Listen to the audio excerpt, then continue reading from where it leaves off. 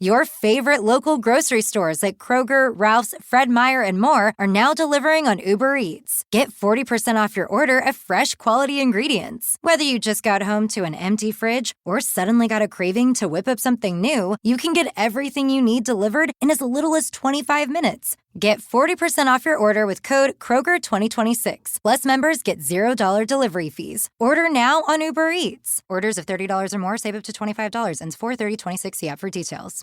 ¿Por qué un gobierno cercaría una montaña en medio del desierto con alambre de púas militar? Estoy a pocos metros de uno de los lugares más prohibidos del planeta. La cima está carbonizada. No hay volcanes aquí desde hace millones de años. Altares, columnas, grabados de becerros. Todo exactamente donde debería estar. ¿Y si durante 1600 años todos subieron de la montaña equivocada? Existe un monte en el noroeste de Arabia Saudita, cercado por alambre de púas y vigilado por patrullas militares. Letreros en árabe advierten área prohibida. Quien intenta acercarse es detenido, interrogado y deportado. El nombre del lugar es Jebel al-Lauz, y un número creciente de investigadores cree que allí está el verdadero monte Sinaí. La historia oficial, que probablemente aprendiste, menciona la península del Sinaí, en Egipto, el monasterio de Santa Catalina, el Jebel Musa, donde turistas suben de madrugada para ver el amanecer. Durante 1600 años, peregrinos viajaron hasta allá creyendo pisar el suelo sagrado donde Moisés recibió los 10 mandamientos. Pero, ¿y si hubieran estado en el lugar equivocado todo este tiempo? La teoría de que el monte Sinaí está en Arabia Saudita no es nueva. Aparece en textos del primer siglo. El apóstol Pablo, escribiendo a los Gálatas, hace una declaración que pasó desapercibida durante siglos. Gálatas, capítulo 4, versículo 25. Agar corresponde al monte Sinaí, en Arabia. En Arabia, no en Egipto. Pablo, un hombre que conocía profundamente la geografía del mundo antiguo, que viajó miles de kilómetros por el Mediterráneo, que estudió a los pies de Gamaliel en Jerusalén, coloca el Sinaí dentro de las fronteras de Arabia, no como metáfora, como ubicación geográfica literal. Pero durante siglos, esta referencia fue ignorada o reinterpretada. Teólogos argumentaban que Pablo usaba Arabia en un sentido amplio, incluyendo la península del Sinaí egipcia. Otros decían que era lenguaje figurado. La tradición ya estaba establecida. Santa Elena había señalado el Jebel Musa en el siglo IV. El monasterio de Santa Catalina ya existía desde el siglo VI. Millones de peregrinos ya habían hecho el viaje. Cuestionar la ubicación parecía innecesario, y había un problema práctico aún mayor. Arabia Saudita moderna es uno de los países más cerrados del planeta para investigaciones arqueológicas occidentales. Durante décadas, simplemente no era posible verificar qué existía en ese territorio. Visas eran negadas, permisos eran rechazados. La región noroeste del reino permanecía inaccesible para cualquier investigación independiente, hasta que 2 estadounidenses decidieron ignorar las reglas. En 1984, Larry Williams y Bob Cornuke cruzaron ilegalmente la frontera saudita viniendo de Jordania. No eran arqueólogos profesionales. Williams era un inversionista de commodities que había hecho fortuna en el mercado de futuros. Cornuke era un expolicía y exagente de seguridad que se había convertido en investigador bíblico amateur. Juntos formaban una dupla, improbable para una expedición arqueológica clandestina, pero cargaban cámaras, mapas detallados, equipo de supervivencia en el desierto y una teoría que querían probar personalmente. Habían estudiado las referencias de Pablo, habían analizado mapas antiguos de la región de Madián, habían calculado rutas alternativas para el éxodo que no pasaban por territorio egipcio patrullado. Todo apuntaba a un monte específico. El objetivo era el Jebel al-Laus, que significa Monte de los Almendros en árabe. Una formación de granito con 2.580 metros de altitud, ubicada aproximadamente a 70 kilómetros de la costa del Golfo de Aqaba. Está en la región históricamente conocida como Madián, exactamente donde la Biblia dice que Moisés pasó 40 años pastoreando ovejas antes de encontrar la zarza ardiente. Considera la geografía por un momento. Cuando Moisés huyó de Egipto tras matar a un egipcio, Éxodo capítulo 2 es específico sobre su destino. Fue a Madián, no al desierto del Sinaí egipcio. Madián. Allí conoció a Jetro, sacerdote de la región. Se casó con Séfora, hija de Jetro. Trabajó como pastor durante 4 décadas, aprendiendo cada valle, cada fuente de agua, cada ruta segura de ese territorio. Y fue en Madián, no en Egipto, que Dios apareció en la zarza ardiente y ordenó a Moisés que regresara a liberar a Israel. Éxodo capítulo 3, versículo 1. Dice que Moisés llevó el rebaño más allá del desierto y llegó a Horeb, el monte de Dios. Si Moisés estaba en Madián trabajando como pastor, y Madián está en el noroeste de Arabia, el monte de Dios también debería estar allí. La lógica geográfica es directa. El único problema era que nadie podía verificar. Williams y Cornuke llegaron al Jebel al-Laus durante la noche para evitar patrullas. Atravesaron el desierto con linternas apagadas, guiándose por GPS primitivo y brújula. El riesgo era real. Arabia Saudita no trata a los intrusos con gentileza, especialmente estadounidenses fotografiando instalaciones en áreas sensibles. Espionaje sería la acusación más probable, pero cuando el sol salió y vieron el monte por primera vez, el riesgo pareció valer la pena. Lo que encontraron en las horas siguientes desafiaba cualquier explicación casual. La cima del monte era negra, no oscura por sombra o vegetación, negra como si hubiera sido carbonizada por calor extremo. Rocas de granito que normalmente presentan coloración grisácea, rosada o rojiza, estaban cubiertas por una capa ennegrecida que se extendía por toda la porción superior del pico. La línea de demarcación era visible, debajo de cierta altitud, roca normal, arriba, carbonización intensa. Éxodo, capítulo 19, describe el monte Sinaí cuando Dios descendió sobre él.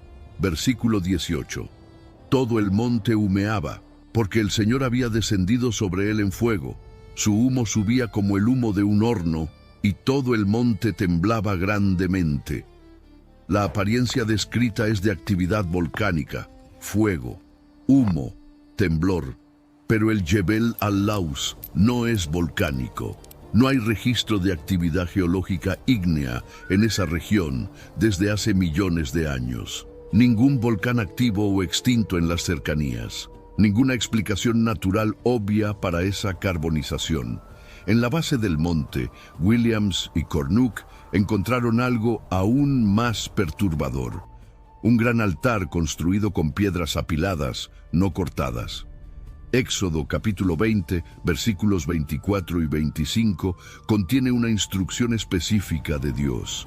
Altar de piedras me harás, no las labrarás de cantería, porque si alzares herramientas sobre él, lo profanarás. Piedras brutas, no trabajadas, exactamente lo que estaba allí. Pero el detalle más impactante estaba en la superficie de ese altar.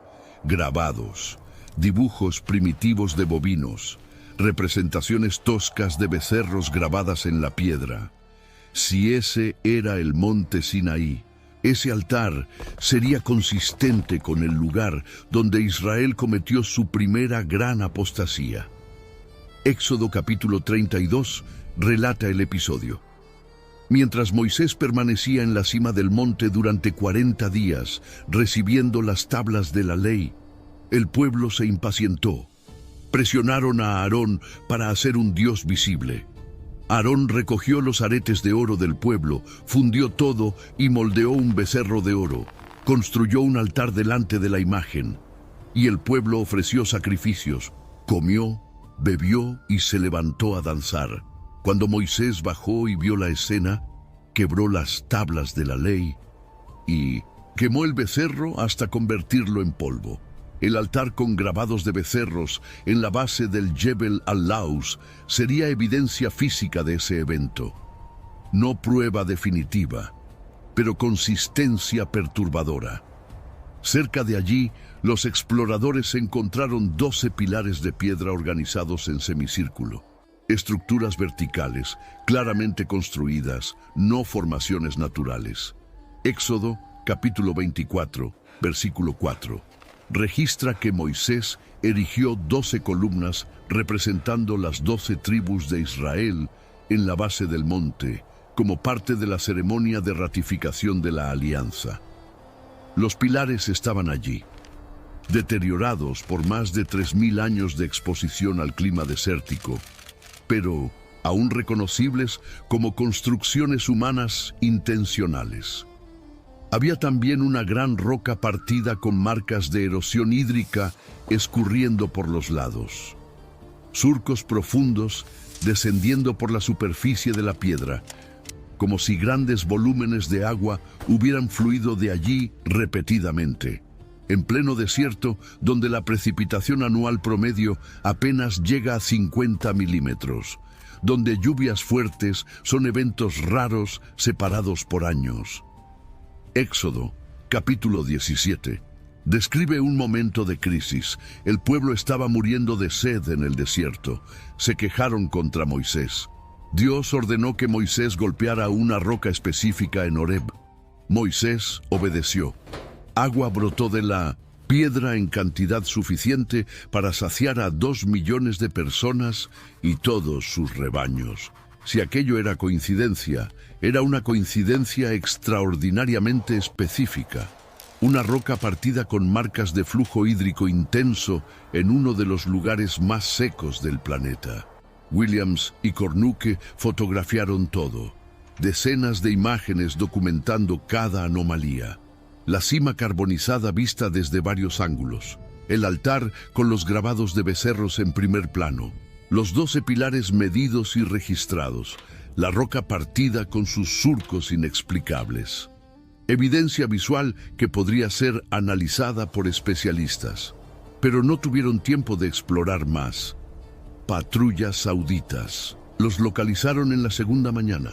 Fueron rodeados por vehículos militares, detenidos bajo la mira de armas automáticas, llevados a interrogatorio en una base cercana, acusados de violación de frontera y potencial espionaje.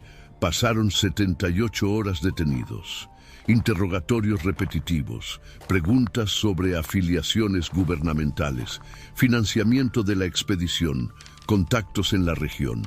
Todo el equipo fotográfico fue confiscado. Cámaras, películas, anotaciones, todo lo que podía documentar lo que habían visto fue tomado. Eventualmente fueron deportados a través de Jordania con advertencia severa de nunca regresar.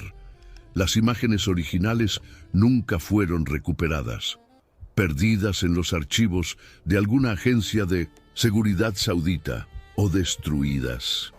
Williams y Cornuke regresaron a Estados Unidos solo con memorias y bocetos hechos a mano después de la deportación. Pero algo cambió en el Jebel al-Laus tras la expedición. Meses después, reportes comenzaron a circular. El monte había sido cercado. Alambre de púas de grado militar rodeaba toda la base en un perímetro de varios kilómetros. Puestos de vigilancia fueron instalados en puntos estratégicos. Letreros de prohibición aparecieron en árabe e inglés. El área fue oficialmente designada como zona militar restringida. Acceso completamente prohibido para civiles, extranjeros e incluso ciudadanos sauditas sin autorización especial. ¿Por qué un gobierno cerca un monte en medio del desierto? Arabia Saudita tiene miles de formaciones rocosas esparcidas por su territorio. Montañas, valles, desfiladeros. La gran mayoría no tiene cerca, no tiene vigilancia, no tiene restricción de acceso. Beduinos transitan libremente por el desierto. Turistas visitan sitios nabateos como Madain Saleh. La región no es particularmente sensible desde el punto de vista militar. No hay bases, instalaciones nucleares o recursos estratégicos conocidos en las cercanías del Jebel al-Laus. La respuesta oficial nunca llegó. El gobierno saudita no emitió ningún comunicado explicando la decisión. Ninguna razón de seguridad nacional fue presentada. Ninguna justificación arqueológica, ambiental o administrativa. Solo silencio institucional y alambre de púas físico. La historia no terminó con Williams y Cornuke. En la década de los 90, imágenes de satélite comercial comenzaron a revelar lo que las cercas intentaban ocultar. Fotografías de alta resolución obtenidas por empresas privadas mostraban claramente la cima ennegrecida del Jebel al-Laus. La coloración oscura del pico contrastaba dramáticamente con las rocas circundantes. No era ilusión de sombra o ángulo de sol. Era diferencia real de tonalidad capturada en múltiples pasadas de satélite, en diferentes horarios y estaciones. Las imágenes también mostraban estructuras en la base que no parecían formaciones naturales, arreglos de piedras en patrones geométricos, lo que parecía ser un sistema de demarcación antiguo en el perímetro inferior, evidencia visible desde el espacio de que algo había sido construido allí por manos humanas. En 1992, el investigador Ron Wyatt consiguió acceso parcial a la región a través de contactos diplomáticos no convencionales. Wyatt era una figura controversial en la arqueología bíblica. Alegaba haber encontrado el Arca de Noé en el monte Ararat, el sitio del cruce del Mar Rojo en el Golfo de Aqaba, y diversos otros sitios bíblicos. Muchos académicos lo consideraban un sensacionalista que veía confirmaciones bíblicas donde no existían. Sus metodologías eran cuestionadas. Sus credenciales académicas eran inexistentes. Pero lo que Wyatt documentó en el Jebel al-Laus no dependía de interpretación subjetiva. Eran estructuras físicas visibles, fotografiables, medibles. Wyatt consiguió fotografiar el altar con los grabados de becerros. Las imágenes mostraban claramente representaciones bovinas grabadas en la piedra, algunas más elaboradas que otras, algunas parcialmente erosionadas por el tiempo. Fotografió los pilares de piedra en la base, 12 estructuras verticales que midió y documentó individualmente. Fotografió la roca partida con sus surcos de erosión hídrica, incluyendo primeros planos de las marcas de flujo. Fotografió el pico carbonizado visto desde diferentes distancias, mostrando la línea de transición entre roca normal y roca ennegrecida. Your LinkedIn feed can give you daily insights from your professional community. It cannot keep you updated on the daily office gossip. Oh my gosh, no way. It can help you stay informed on the latest news and trends in your industry. It cannot stop your boss from trying to start a new office trend. Who's ready for Flip-Flop Fridays? And while we can't stop all of the office jargon, Does this vibe with our collaborative lattice work metric? LinkedIn can start taking your career to new heights. LinkedIn is the network that works for you. Choice Hotels get you more of what you value. Here's a little tune to help you remember. Same drive, different day. Don't you wish you were getting away? Pack your bags and come on through. Texas, Ohio, Alaska, we're up there too. Comfort Inn, it's calling your name. Save on the stay. Oh, and free waffles are yours to claim. Well, I hope you like my little song. Book direct at choicehotels.com. Y fotografió algo que los exploradores anteriores no habían documentado adecuadamente. Una cueva en el flanco este del monte, a la altitud aproximada de 2/3 de la subida total. Una abertura natural en la roca suficientemente grande para albergar a una persona. Éxodo capítulo 33, versículos 21 y 22, describe un momento extraordinario. Dios dice a Moisés: «He aquí un lugar junto a mí, y tú estarás sobre la peña. Y cuando pase mi gloria, yo te pondré en una hendidura de la peña, y te cubriré con mi mano hasta que haya pasado». Una hendidura en la roca. Un escondite divino donde Moisés fue protegido mientras la gloria de Dios pasaba. Primera de Reyes, capítulo 19, registra otra visita a ese mismo lugar. Siglos después de Moisés, el profeta Elías huyó de la reina Jezabel durante 40 días y 40 noches hasta llegar a Horeb, el monte de Dios. Versículo 9, y allí se metió en una cueva donde pasó la noche. En la misma cueva, la tradición judía dice que, sí, la misma hendidura en la roca donde Moisés se escondió sirvió de refugio para Elías generaciones después. La cueva en el Jebel al-Laus está posicionada exactamente donde estaría si fuera ese lugar, suficientemente alta para estar separada de la planicie donde el pueblo acampaba, accesible pero no fácil de alcanzar, protegida de los elementos, suficientemente grande para refugio, suficientemente pequeña para escondite.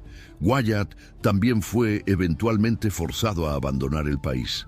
Sus circunstancias de salida nunca fueron completamente esclarecidas, pero sus fotografías circularon. Documentales independientes fueron producidos usando su material. Libros fueron escritos analizando las evidencias. Y una pregunta incómoda comenzó a ganar tracción en círculos cada vez más amplios. Si no hay nada especial en ese monte, ¿por qué tanto esfuerzo para impedir que la gente lo investigue? La ubicación tradicional del Sinaí en Egipto tiene sus propios problemas que raramente se discuten. El Jebel Musa, considerado el candidato más popular para el monte Sinaí, fue identificado como tal apenas en el siglo IV después de Cristo. La identificación vino de la emperatriz Helena, madre del emperador Constantino. Helena viajó al oriente en 326 después de Cristo en una peregrinación para identificar y preservar lugares sagrados del cristianismo. Ya tenía más de 70 años. Tomaba decisiones basadas en sueños, visiones, relatos de moradores locales e intuición piadosa. En Jerusalén, Helena identificó el lugar de la crucifixión y del sepulcro de Jesús. En Belén, identificó la gruta del nacimiento, y en la península del Sinaí, identificó el monte donde Moisés recibió la ley. No hubo excavación arqueológica, no hubo análisis de evidencias físicas, no hubo comparación con otras ubicaciones posibles. Helena señaló y dijo: «Es aquí». Y la tradición cristiana aceptó. El monasterio de Santa Catalina fue construido en ese lugar por orden del emperador Justiniano entre 548 y 565 después de Cristo.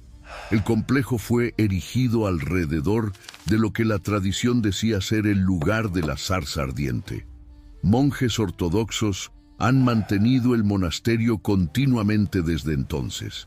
Millones de peregrinos visitaron el lugar a lo largo de los siglos. La tradición se solidificó, pero ninguna evidencia arqueológica concreta liga el Jebel Musa al relato bíblico. Ningún altar antiguo fue encontrado en la base, ningún pilar de piedra, ninguna estructura consistente con campamento de millones de personas durante casi un año, ningún artefacto fechado del período del Éxodo. Solo tradición medieval construida sobre identificación del siglo IV, basada en visiones de una emperatriz anciana. Más problemático aún es el trayecto geográfico implícito. Si el monte Sinaí está en la península del Sinaí egipcia, Israel tendría que atravesar territorio controlado por guarniciones egipcias durante todo el trayecto después de cruzar el Mar Rojo. El Egipto del período faraónico mantenía control rígido sobre la península del Sinaí. Había fortalezas militares protegiendo rutas estratégicas. Minas de turquesa y cobre empleaban trabajadores forzados bajo supervisión armada. La llamada Vía Maris era patrullada constantemente por destacamentos egipcios. Como un pueblo fugitivo de aproximadamente 2 millones de personas, con mujeres, niños, ancianos, rebaños y carretas cargadas de despojos egipcios, pasaría desapercibido por territorio enemigo durante meses? Faraón acababa de perder su fuerza de trabajo esclava. Estaba furioso, persiguió a Israel hasta el mar. Es plausible que no hubiera ningún reporte de avistamiento de guarniciones egipcias en la península durante un trayecto de casi un año. La ruta alternativa por Arabia resuelve estos problemas geográficos. Israel cruza el Mar Rojo en el Golfo de Aqaba, la extensión oriental del mar entre la península del Sinaí y Arabia. El cruce habría ocurrido en un punto estrecho donde la profundidad permite paso con las aguas divididas. Después de cruzar, desembarcan en la costa noroeste de Arabia, fuera del territorio egipcio. Viajan por el desierto de Madián, región que Moisés conocía íntimamente por haber vivido allí 40 años. Él sabía dónde había agua, sabía cuáles rutas eran seguras, sabía cómo sobrevivir en ese terreno específico. No era territorio desconocido para el líder, era su segundo hogar. Llegan al Jebel al-Laus después de aproximadamente 45 días de viaje, consistente con el relato de Éxodo que coloca la llegada al Sinaí en el tercer mes, después de la salida de 1200. Egipto. La distancia total es compatible, el tiempo de trayecto es compatible, y no había guarniciones egipcias en el camino. Hay aún otra evidencia frecuentemente ignorada en los debates académicos. Flavio Josefo, historiador judío del primer siglo después de Cristo, tenía acceso privilegiado a registros históricos del Templo de Jerusalén. Su obra, Antigüedades Judías, contiene la afirmación de que el monte Sinaí era el pico más alto de la región donde se ubicaba. El Jebel Musa en Egipto tiene 2.285 metros de altitud. Impresionante, pero no es el pico más alto de la península. Del Sinaí, el Jebel Catalina, apenas 2 kilómetros al sur, tiene 2.641 metros. Si Josefo estaba en lo correcto, el Jebel Musa no puede ser el Sinaí. El Jebel al-Laus, con 2.580 metros, es el pico más elevado de toda la región noroeste de Arabia Saudita. Domina visualmente el horizonte por decenas de kilómetros en todas direcciones, consistente con la descripción de Josefo. Josefo también escribió que el área alrededor del monte era usada para pastoreo, porque tenía vegetación adecuada para rebaños. La región del Jebel al-Laus aún hoy presenta vegetación más densa que el entorno desértico inmediato, alimentada por acuíferos subterráneos que afloran en manantiales periódicos. Beduinos usan el área para pastoreo hasta los días actuales. La región alrededor del Jebel Musa en Egipto es predominantemente roca desnuda con vegetación extremadamente escasa. Pero quizás la evidencia más intrigante de todas sea aquella que permanece inaccesible para verificación. Arabia Saudita no solo cercó el Jebel al-Laus, también restringió sobrevuelos de baja altitud. Operadores de drones en las cercanías fueron detenidos y tuvieron equipos confiscados. Investigadores que intentaron acceder a la región con autorización académica formal fueron sistemáticamente rechazados. 3 universidades estadounidenses, 2 británicas y una alemana, tuvieron solicitudes de permiso de investigación rechazadas sin justificación entre 1995 y 2015. Un arqueólogo británico de la Universidad de Cambridge, que solicitó permiso para estudiar el área, recibió un rechazo formal del Ministerio de Antigüedades saudita, sin explicación. 3 equipos diferentes de documentalistas tuvieron visas de entrada negadas cuando mencionaron el Jebel al-Laus como destino de filmación.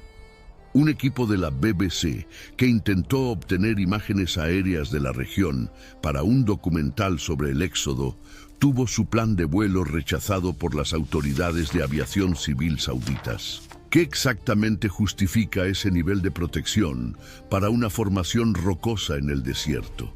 Algunas teorías circulan entre investigadores y observadores. La primera es sensibilidad religiosa a escala geopolítica. Si el Jebel al-Laus fuera confirmado como el verdadero monte Sinaí a través de excavaciones arqueológicas sistemáticas, sería automáticamente el lugar más sagrado del judaísmo y una de las ubicaciones más importantes del cristianismo, todo dentro de territorio saudita.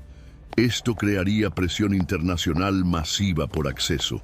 Peregrinos judíos y cristianos exigirían derecho de visita. Organizaciones religiosas presionarían por construcción de infraestructura de visitación. Gobiernos occidentales podrían vincular relaciones diplomáticas a garantías de acceso. En escenarios extremos, grupos podrían hacer reivindicaciones casi territoriales sobre el lugar sagrado. Para un reino que ya custodia la Meca y Medina con rigor absoluto, permitiendo solo musulmanes en las ciudades sagradas del Islam, añadir un tercer lugar sagrado de religiones diferentes a su territorio sería diplomáticamente complicado más allá de toda medida. Más fácil mantener cercado y no confirmar nada. La segunda teoría es más pragmática y conectada a desarrollos recientes. La región de Madián, donde el Jebel al-Laus se ubica, está siendo desarrollada como parte del proyecto NEOM. Esa es la megaciudad futurista de 500 mil millones de dólares que el príncipe heredero Mohammed bin Salman anunció como pieza central de su visión para transformar la economía saudita más allá del petróleo. NEOM planea ocupar 26.500 kilómetros cuadrados en el noroeste de Arabia, exactamente en la región donde el Jebel al-Laus está ubicado.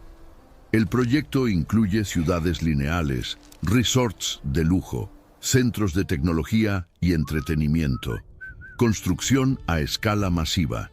Si hay sitios arqueológicos significativos en el área de desarrollo, podrían retrasar o complicar la construcción. Leyes internacionales y presión de organizaciones de preservación patrimonial podrían forzar alteraciones en los planes. Inversionistas podrían ponerse nerviosos. Cronogramas podrían verse comprometidos. Más fácil no investigar y no confirmar nada. La tercera teoría especula que el gobierno saudita puede haber conducido sus propias excavaciones en secreto. Quizás encontraron exactamente lo que Williams, Cornuck y Wyatt relataron. Quizás encontraron aún más. Artefactos, inscripciones, evidencias que confirmarían definitivamente la identificación. Pero Arabia Saudita no tiene infraestructura institucional para lidiar con las consecuencias de tal confirmación.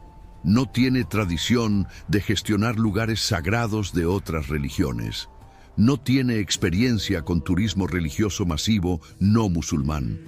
Confirmar que el monte Sinaí está en Arabia reescribiría libros de historia, mapas turísticos, mundiales, rutas de peregrinación establecidas hace siglos. A veces, el silencio institucional es más fácil de administrar que verdades complicadas. Y hay una cuarta posibilidad que defensores de la ubicación tradicional en Egipto plantean. Quizás no hay nada significativo en el Jebel al-Laus. Quizás las rocas ennegrecidas son resultado de algún fenómeno natural no identificado, descarga eléctrica de tormentas u oxidación mineral inusual. Quizás los pilares son formaciones geológicas que solo parecen construidas. Quizás el altar es construcción beduina relativamente reciente. Quizás la cerca existe simplemente porque es territorio de frontera sensible cerca de Jordania y de Israel, y autoridades Sauditas son naturalmente paranoicas sobre extranjeros fotografiando cualquier cosa en la región.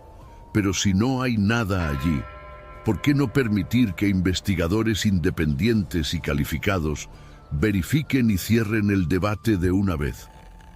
Un equipo arqueológico internacional, con supervisión saudita, podría examinar el lugar en semanas. Muestras de las rocas ennegrecidas podrían ser analizadas en laboratorio. La edad de las estructuras podría ser estimada por métodos de datación establecidos. El misterio podría ser resuelto a favor o en contra de la teoría. El silencio continuado solo alimenta especulación. El misterio persiste precisamente porque nadie consigue acceso para resolverlo. Es un impasse arqueológico perfecto. Evidencias circunstanciales suficientes para levantar preguntas serias, pero acceso insuficiente para responderlas definitivamente. En 2018, el gobierno saudita anunció planes de desarrollar turismo histórico en la región de Al-Bad, una ciudad ubicada aproximadamente a 30 kilómetros del Jebel al-Laus. Por primera vez, autoridades sauditas reconocieron oficialmente que el área tiene conexión con narrativas bíblicas. Mencionaron sitios históricos relacionados con Moisés y Jetro. Letreros turísticos fueron instalados identificando pozos de Moisés y cuevas de Jetro como atracciones. Pero el Jebel al-Laus en sí permaneció cercado. Turistas pueden visitar Al-Bad. Pueden ver los pozos donde la tradición dice que Moisés conoció a las hijas de Jetro. Pueden fotografiar cuevas donde supuestamente el suegro de Moisés vivía. No pueden acercarse al monte, no pueden subir, no pueden examinar las evidencias que realmente importan. Imágenes de satélite de 2020 obtenidas por servicios comerciales muestran que las cercas alrededor del Jebel al-Laus fueron reforzadas. La barrera original de alambre de púas fue reemplazada o complementada por estructuras más robustas en varios tramos. Nuevas construcciones de vigilancia aparecieron en el perímetro noreste.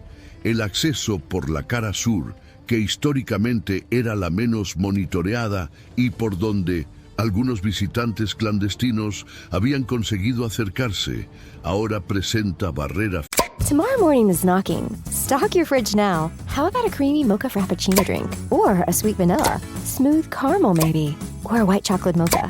Whichever you choose, delicious coffee awaits. Find Starbucks Frappuccino drinks wherever you buy your groceries. Física continua. Si el objetivo era reducir interés internacional en el monte, el efecto fue precisamente opuesto. Cada cerca adicional, cada restricción ampliada, cada permiso negado alimenta la especulación de que algo significativo está siendo deliberadamente ocultado. Piensa en la magnitud de lo que está potencialmente en juego. El monte Sinaí no es una ubicación menor en la narrativa bíblica. Es quizás el sitio más importante del Antiguo Testamento después del Jardín del Edén. Es donde Dios se reveló de forma colectiva y espectacular a una nación entera. Éxodo, capítulo 19. Describe la escena. Aproximadamente 2 millones de personas acampadas en la planicie alrededor del monte.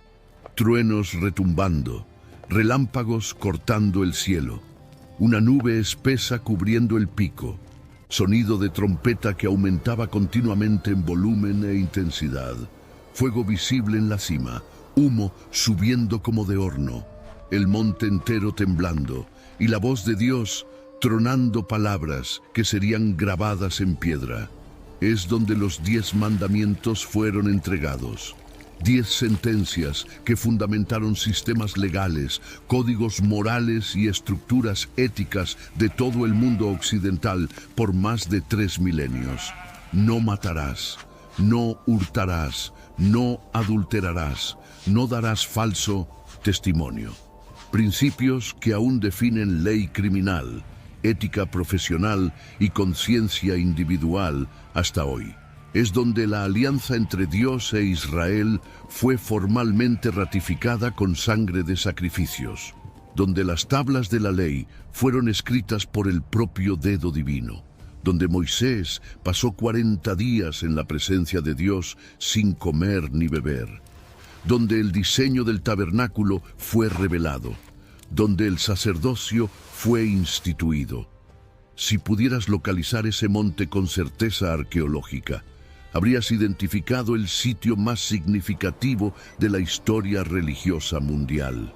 Un lugar que 3 religiones monoteístas consideran sagrado. Un hito físico que miles de millones de personas reverencian a través de los textos que describen lo que allí aconteció. Y ese lugar puede estar cercado por alambre de púas en el noroeste de Arabia Saudita. Críticos académicos argumentan que la teoría del Jebel al-Laus es sensacionalismo popular sin base científica rigurosa. Señalan que Ron Wyatt hizo alegaciones no comprobadas sobre múltiples descubrimientos a lo largo de su vida, ninguno confirmado por arqueología académica convencional. Señalan que Williams y Cornuck no eran profesionales entrenados y pueden haber interpretado mal lo que vieron. Señalan que ningún arqueólogo con credenciales académicas completas y reputación establecida respaldó públicamente la teoría con su nombre profesional en juego. Todo esto es verdad. La teoría del Jebel al-Laus permanece en el territorio de hipótesis no comprobada, no de hecho establecido. Pero también es verdad que ningún arqueólogo académico consiguió acceso al lugar para conducir investigación sistemática que pudiera refutar la teoría. Arabia Saudita no publicó ningún estudio propio sobre el monte.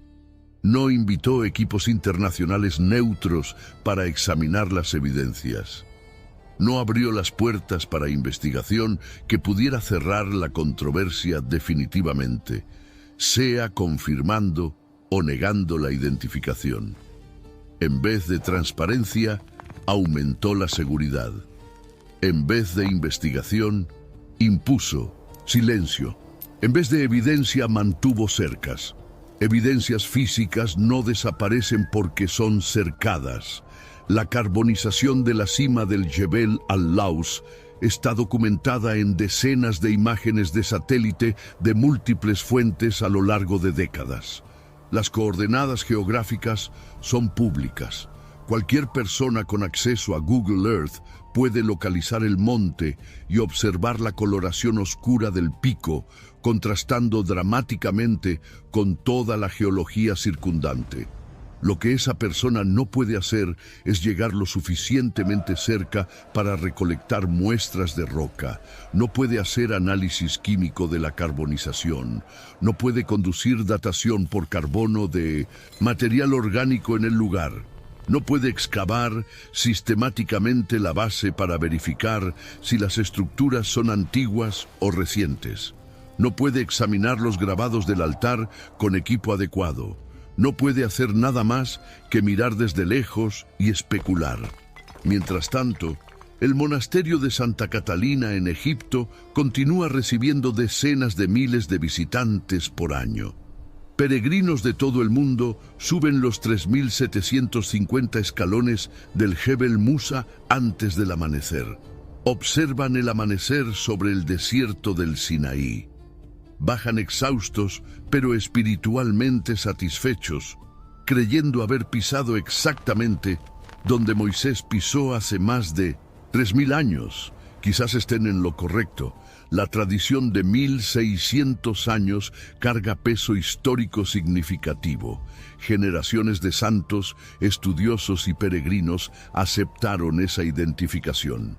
El monasterio de Santa Catalina preserva manuscritos antiguos e íconos preciosos.